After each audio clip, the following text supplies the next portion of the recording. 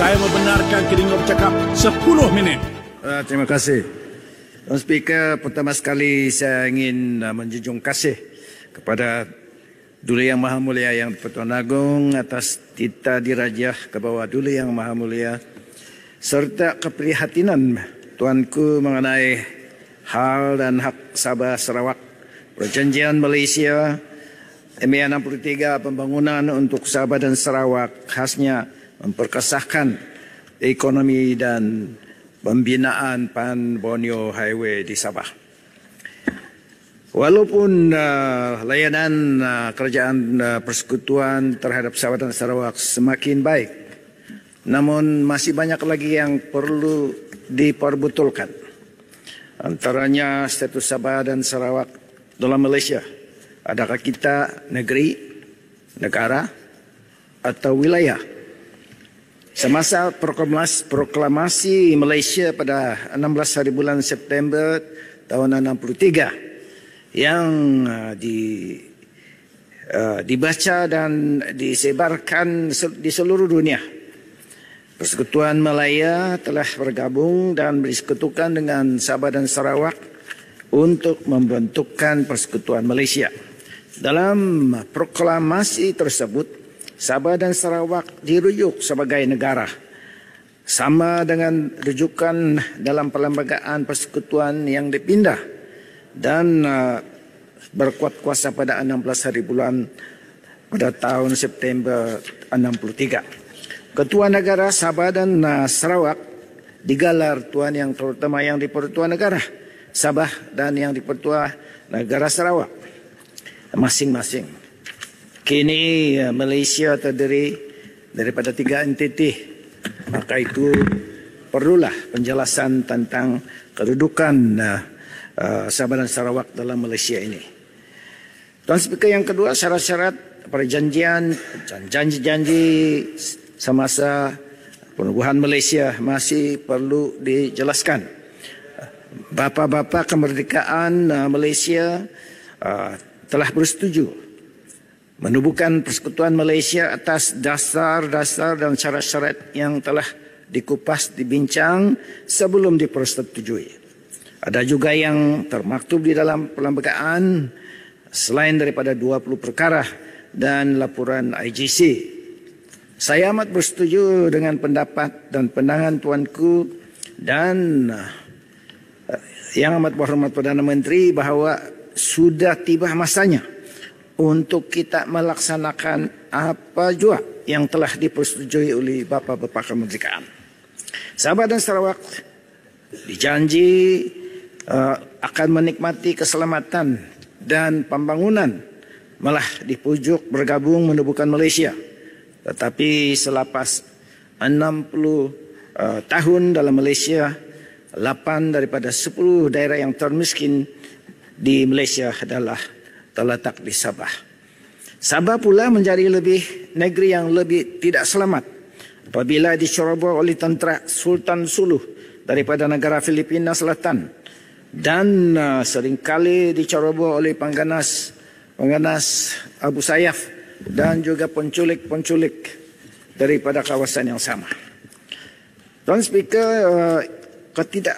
keselamatan Sabah bertambah lebih buruk apabila pimpinan kerajaan persekutuan membuka ruang kepada pelarian dan pendatang tanpa izin menjadi pengundi melalui projek IC semasa pemerintahan Malaysia Nasional pada waktu itu, yang juga menjadikan Sabah lebih miskin kerana penduduk Sabah telah bertambah mendadak sehingga 300-400% seperti ternyata di dalam laporan RCI 2014.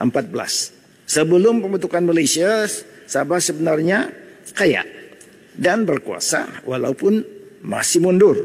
Ini disebabkan Sabah mempunyai hutan balak dan berkuasa ke atas sumber mineral termasuk minyak dan gas. Tercatat di dalam Hansard Dewan Undangan Negeri Sabah pada tahun 1969 bahawa Ketua Menteri Sabah telah menandatangani 6 perjanjian minyak dengan syarikat irigasi antarabangsa minyak untuk mengeksplorasi dan melombong minyak dan gas di Sabah dengan pulangan antara lain 12,5% royalti. Tetapi bila mana pada tahun 76 Petronas telah mengambil alih hak milik dan sumber minyak melalui Petroleum Development Act, pulangan kepada Sabah hanyalah 5%, yaitu Sabah kerugian 7,5%. Sabah dan rakyat Sabah bertambah miskin lagi apabila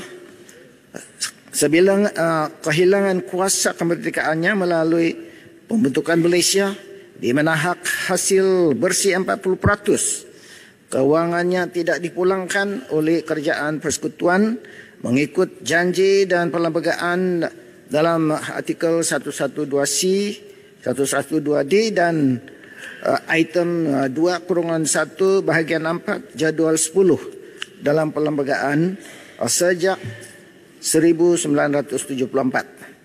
Persoalannya di manakah 40% ini selama 48 tahun, dan bilakah formal financial review akan diadakan. Ini adalah review yang mandatory setiap 5 tahun, tetapi tidak dibuat sejak tahun 74.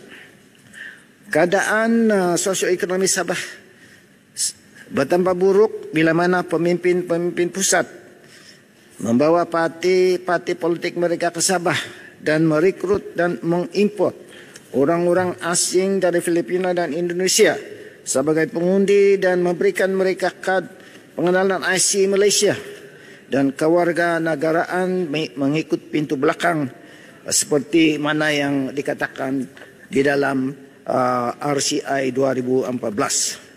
Dengan slogan demi bangsa dan agama, mereka cuba melaksanakan social engineering di Sabah. Malah Perdana Menteri pada waktu itu sanggup membelakangkan perlembagaan Sabah untuk mengatur penggiliran Ketua Menteri setiap 2 tahun demi kuasa politik mereka. Tetapi bila sampai giliran parti mereka, tidak ada pula penggiliran. Dr. Speaker, this is probably the darkest political history of Sabah, and I hope dengan izin this will never happen again. Oleh sebab semua ini, tidak hairanlah Sabah menjadi negeri termiskin di Malaysia. Bukan saja termiskin, we are not only the poorest, but also the sickest, according to Index, dan mempunyai ilustrasi yang tertinggi. Kemunduran Sabah banyak kita telah dengar dan telah dikupas oleh rakan-rakan seperti rakan daripada Kota Bulu dan sebagainya. Tetapi apa yang saya ingin katakan di sini bahawa pembangunan di Sabah boleh dikatakan 30 atau 40 tahun di kebelakangan oleh pembangunan di Semenanjung. Maka dengan keadaan dan kemunduran Sabah berbanding dengan Semenanjung, kami di Sabah perlu bantuan dan dorongan fokus dalam pembangunan. Sabah dan Sarawak perlu kejar pembangunan di Melayah dan perlu dana membangun yang mencukupi, perlu keadilan dan perlu dihormati perkongsian kita bersama sebagai rakan kongsi membentuk Malaysia. Maka itu dicadangkan dana pembangunan setiap tahun sepatutnya mengikut nisbah yang baru, iaitu formula yang baru yang lebih adil, iaitu 50% untuk Semenanjung, 25% di Sarawak, 25% di Sabah. Barulah kita boleh kejar pembangunan yang ada di Semenanjung.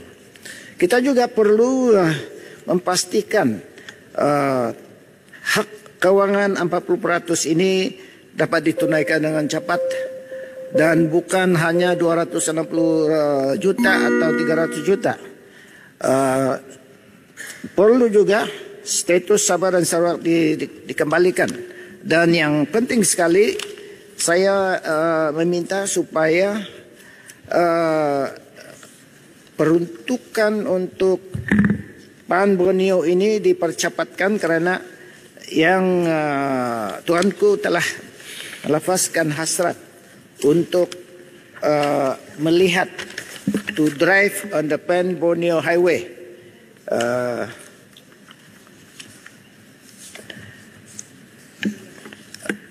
Saya harap peruntukan akan diturunkan dengan cepat pada tahun ini agar hasrat tuanku menjadi kenyataan dan konvoi kembara tuanku dapat menggunakan lebuh raya tersebut dan disambut meriah oleh rakyat Sabah penuh dengan protokol sebagai yang di Pertuan Agong sebelum tuanku berangkat pulang ke negeri Pahang pada tahun yang akan datang.